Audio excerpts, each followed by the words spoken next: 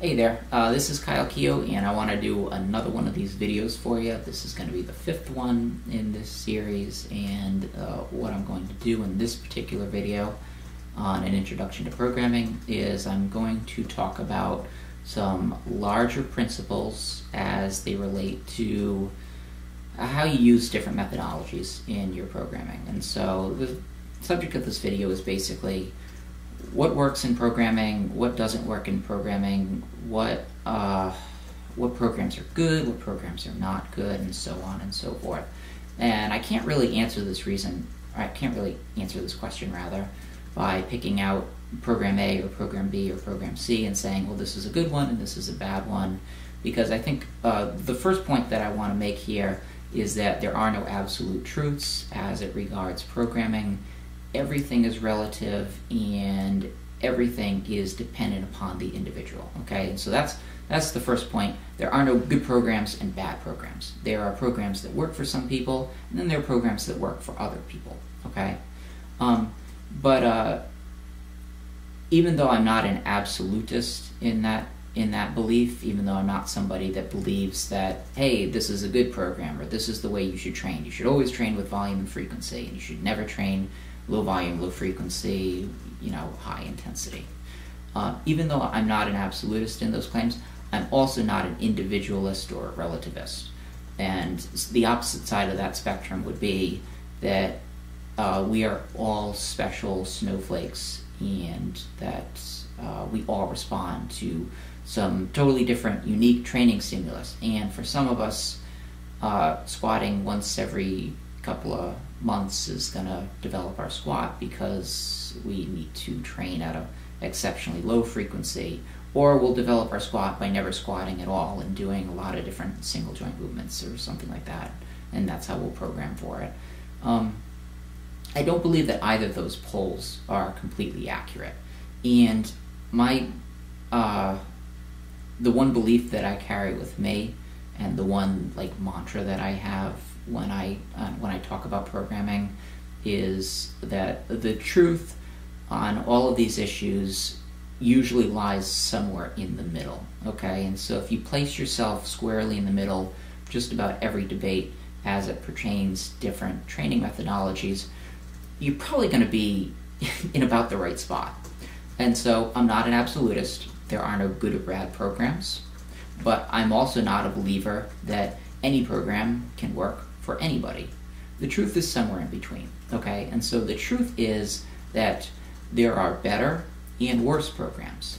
And by that I mean there are certain programs that work for a larger percentage of the general population than other programs.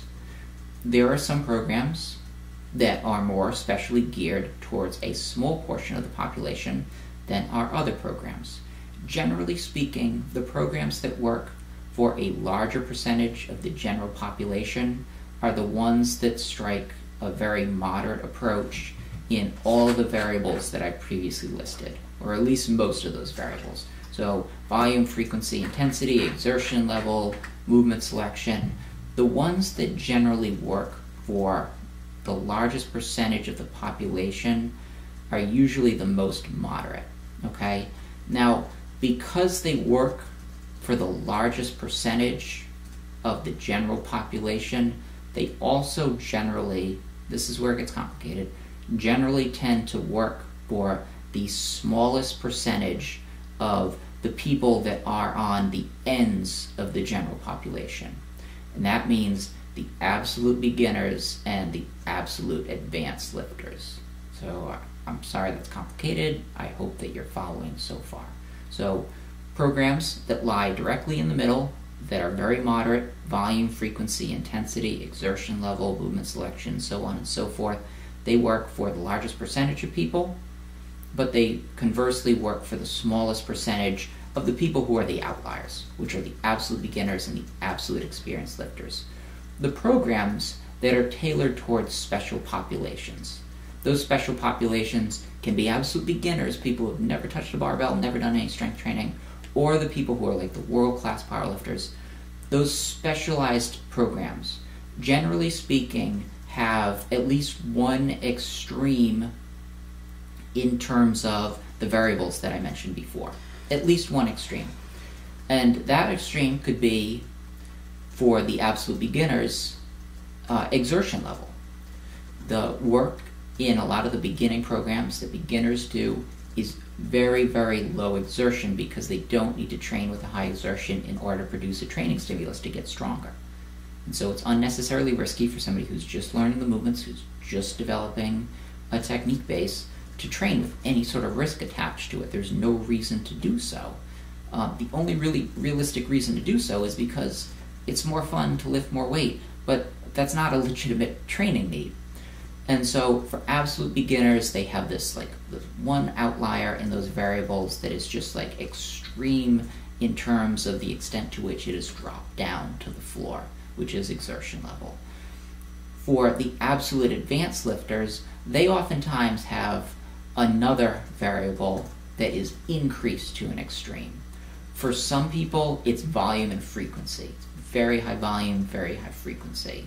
For others, and so an example of this would be some of the lifters that follow, a lot of IPF lifters are actually follow suit with this. They train very high volume, very high frequency. I know a lot of the IPF lightweights, the ones that compete in the lighter weight classes, train with this method. And so that's an extreme approach to training, but it works very well for that specialized portion of the general population. It probably works better for a larger percentage of the elite lightweight powerlifters than do a lot of the cookie cutter middle of the road programs, which are just very moderate in all of those variables. Now, another example of an extreme program for a specialized population of advanced lifters would be something like the Conjugate method, which is on the other side of the spectrum in terms of the use of intensity. So a lot of very high intensity work. The work that's being performed on the max effort days is always very high intensity, I would say. But on the other side of the spectrum also in terms of movement selection. There's not a lot of specificity training. That's something that works well for a very select portion of the general population, but it can be effective. And it can be effective for people regardless of what their training situation is like, whether they're lightweights or heavyweights, or whether they are on drugs or not on drugs. It can work for this very specialized selection of the population. It can end up being the best training method. I actually, with one person that I program with, we train pretty low intensity, or pretty high intensity rather, but pretty low frequency and pretty low volume. Once he gets deep into his meet prep, he's really only working up to a top set each week in both his squat and his deadlift. And that particular training method has produced far stronger results than when we first started working together. I tried to train him, twice a week on his squat and once a week on his deadlift, and had him do more volume work on his deadlift, and it just wasn't an effective method for him. The most effective method was when he was able to produce the training stimulus from doing a single top set at a very high intensity level, and then doing some lighter supplemental work to assist with that. But that's really how he got his strongest. So the truth about what constitutes effective programming and what's good out there is that the truth lies somewhere in the middle between absolutist and individualist or relativist. So yes, there are things that are better or worse, but there's no good and bad. There's nothing that works for nobody unless it's such an extreme example that would satisfy that criteria. But at the same time, even though there's better or worse, that doesn't mean that everybody can work with any program, or that any possible program can work. It doesn't. The truth isn't on either of those poles. It's somewhere in the middle. And the answers to what constitutes good programming for a particular individual, those are always very complicated answers. And usually the answer is somewhere between, well, try this one thing because it works for everybody, or hey, you need your own special little thing that is exactly tailored to you because you have a problem that nobody else has ever experienced.